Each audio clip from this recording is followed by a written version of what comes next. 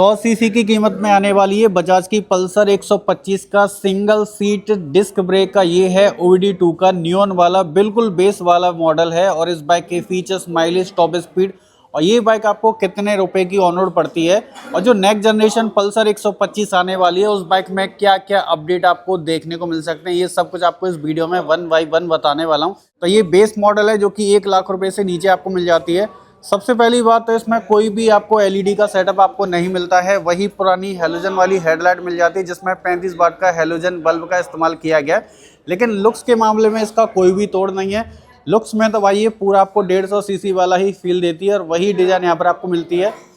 Halogen वाले indicator मिल जाते हैं, ग्लॉसी ब्लैक कलर का वाइजर रहने वाला है। लेकिन जो आने वाली नेक्स्ट जनरेशन पल्सर 125 है उसमें 100% भाई कंपनी की तरफ से आपको वहां पर उसमें एलईडी हेडलाइट का पूरा सेटअप देखने को मिलेगा। यहाँ तक कि इसमें हेलोजन वाली पायलट लैंप है, लेकिन नई वाली पल्सर 125 आने वाली जो है उसमें एलईडी वाली डीआरएल आपको उसमें देखने को मिलेंगे। और जहाँ तक हो सकता है उसकी जो डिज़ाइन है इसकी फेयरिंग से टोटल अलग रहने वाली है। थोड़ा सा उसमें P150 वाला फील आपको हेडलाइट में आ सकता है।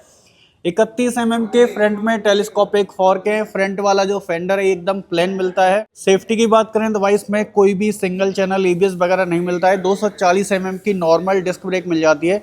लेकिन आने वाली जो पल्सर 125 है नेक्स्ट जनरेशन मॉडल उसमें हो सकता है आपको एक वेरिएंट में सिंगल चैनल ABS देखने को मिल सकता है। ठीक है, 80/117 का ट्यूबलेस टायर है 5 स्पोक एलॉय के साथ। अब ये जो पल्सर 125 है ये टोटल 3 वेरिएंट में तो आपको मिलती ही है, लेकिन ये जो बाइक है ये नियॉन वाला बेस वेरिएंट है। अब जो आने वाली जो नेक्स्ट जनरेशन पल्सर 125 का जो क्लासिक वाला मॉडल आएगा इस बाइक को रिप्लेस करने के लिए, तो उसमें हो सकता है कि आपको टैंक की जो डिज़ाइन है, जो बाइक की जो फेयरिंग है, जो बॉडी की जो डिज़ाइन है वो आपको टोटल उसमें अलग देखने को मिल सकती है। अब सुनने में आ रहा है कि भाई उस बाइक में जो आपका चेसी है वो टोटल आपको न्यू डिजाइन का देखने को मिलेगा, लेकिन इसका जो चेसी है वो पूरा का पूरा वहां पर नई वाली जो पल्सर 125 क्लासिक वेरिएंट जो आने वाला है उसमें टोटल आपको नया देखने को मिलेगा। ये वाला चेसी आपको उसमें नहीं मिलेगा। जब बाइक का चेसी बदल जाएगा तो जाहिर सी बात है कि उसमें आपको वेट थोड़ा सा कम मिलेगा और बाइक आपको इससे थोड़ी सी 14-15 kg हल्की मिल सकती है। अब देखो 1-1.5-2 साल के अंदर में कुछ महीने पहले ही जो है वो बजाज कंपनी ने N125 को पल्सर के रूप में लॉन्च किया था, लेकिन लोगों को उसमें पल्सर 125 वाला लुक पसंद नहीं आया और लोगों ने उसको सिरे से नकार दिया। मतलब कि लोगों को पल्सर N125 की जो डिज़ाइन है वो बिल्कुल भी पसंद नहीं आई कि उसका जो इंजन था वो 12 PS की पावर और 11 Nm का टॉर्क निकालता था।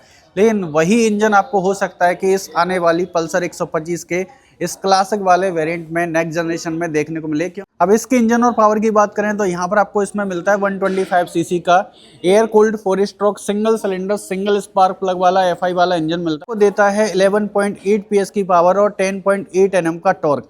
165 mm की इसमें ग्राउंड क्लियरेंस आपको मिल जाती है। कैटेलिटिक कन्वर्टर यहाँ पर पूरा ओपन मिलता है और इस बाइक का जो वजन है वो लगभग 142 kg के आसपास है। अब जो N125 थी उसका कर्व वेट लगभग 126 kg के आसपास था और हो सकता है कि जो नई वाली पल्सर 125 आने वाली है उसमें आपको वहां पर 130 kg से नीचे में वेट आपको देखने को मिल सके, जिससे आपको बाइक आपको ज़्यादा अंडर पावर बिल्कुल भी फील ना हो। ठीक है, क्लिप-ऑन बार स्पोर्टी यहाँ पर आपको हैंडल बार मिल जाती हैं। E20 फ्यूल को ये बाइक सपोर्ट करती है। अब ये बेस मॉडल वाली पल्सर 125 है तो इसमें कोई भी USB चार्जिंग का पोर्ट आपको नहीं मिलता है। ये सारी चीज़ें आपको इसके सेकंड टॉप मॉडल और टॉप मॉडल में देखने को मिल जाती हैं। मीटर इसमें वही पुराना वाला है, जो लोग पुराने वाले मीटर को पसंद करते हैं। यहाँ पर RPM मीटर आपको वही सुई वाला मिलता है। ये देखो इस तरीके से ये स्वाइप करता है तो बाइक बहुत ज़्यादा अच्छी लगती है। और ये वाला मीटर मेरे को सच बताऊँ तो उससे भी ज़्यादा ये वाला मीटर मेरे को बढ़िया लगता है। स्पीडोमीटर है, ओडोमीटर है, रियल टाइम माइलेज इंडिकेटर मिल जाता है, फ्यूल गेज मिल जाता है और इसमें आप चाहो तो रेंज भी वगैरह भी देख सकते हैं। साइड स्टैंड की वार्निंग है, लो फ्यूल की अलर्ट है।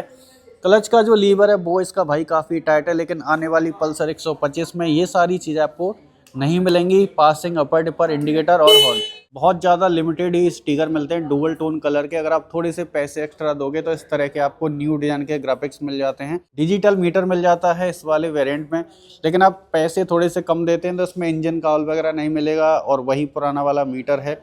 और जो ग्राफिक्स हैं वो भी आपको एकदम बेसिक से ही मिलते हैं क्योंकि ये नियॉन बेस वाला वेरिएंट है। साइड वाला जो पैनल है ये ग्लॉसी ब्लैक कलर का, यहाँ पर 125 लिखा हुआ है। सिंगल सीट आपको मिल जाती है और आने वाली पल्सर 125 जो नेक्स्ट जनरेशन क्लासिक वाला मॉडल है उसमें सिंगल सीट और स्प्लिट सीट वाला मॉडल आपको देखने को मिल जाएगा। बाकी प्राइस की अगर मैं बात करूं तो हो सकता है कि जो टॉप मॉडल सिंगल एबीएस में आए तो उसमें हो सकता है कि आपको भाई लगभग 1,14,000 या 15,000 उसकी ऑन रोड कीमत रह सकती है। जो बेस वेरिएंट है वो भी 1,05,000 या 6,000 का सिंगल सीट में हो सकता है। पीछे में टायर हगर है और रियर वाले टायर की अगर हम बात करें तो यहाँ पर आपको मिलता है पीछे में एमआरएफ कंपनी का टायर, और टायर का जो साइज है वो 100/90/17 रहने वाला है।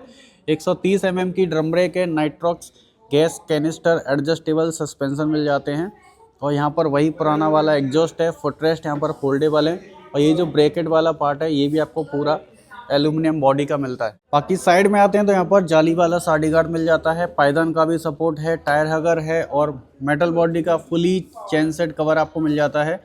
फुटरेस्ट यहाँ पर फोल्डेबल है, और इसमें 5 स्पीड गियर बॉक्स मिलता है। और जो आने वाली जो पल्सर 125 आएगी ना भाई नई वाली, उसमें जो गियर बॉक्स है वो इससे भी ज़्यादा स्मूथ मिलेगा। उसमें जो गियर शिफ्टिंग है वो स्मूथ रहेगी, कोई भी गियर अटकेगा। और बाकी क्लच का भी लीवर उसका थोड़ा सा हल्का रहने वाला है। स्प्लिट वाला क्रैश गार्ड है, मतलब कि कहने का मतलब ये है कि N125 वाला ही उसमें इंजन मिल सकता है। अब देखो प्राइस की बात करें तो ये बजाज पल्सर 125 का नियॉन वाला बेस वेरिएंट है, जो कि 99,197 की ऑन रोड आपको पड़ जाती है आरटीओ इंश्योरेंस के साथ। और ये बजाज पल्सर 125 का कार्बन एडिशन सिंगल सीट वाला मिड वाला बीच वाला मॉडल है, सेकंड टॉप मॉडल। और ये बाइक आपको ऑन रोड मिल जाती है 1,06,700 रुपये की। अगर आप इसमें स्प्लिट सीट वाला मॉडल लेते हैं कार्बन एडिशन के साथ तो इसके टॉप मॉडल की ऑन रोड कीमत आ जाती है 1,08,670 के आसपास। तो अगर आप थोड़ा सा 9,000 पे ज़्यादा दोगे तो आपको स्प्लिट वाली सीटें मिल जाती हैं, लेकिन बजट आपका बहुत ज़्यादा कम है, आपको बहुत ज़्यादा कुछ झमेला वगैरह नहीं चाहिए। तो इसकी जो ऑन रोड कीमत है ना भाई, सच बताऊं तो स्प्लेंडर प्लस का जो एक्सटेक वाला वेरिएंट आता है उसके लगभग बराबर है।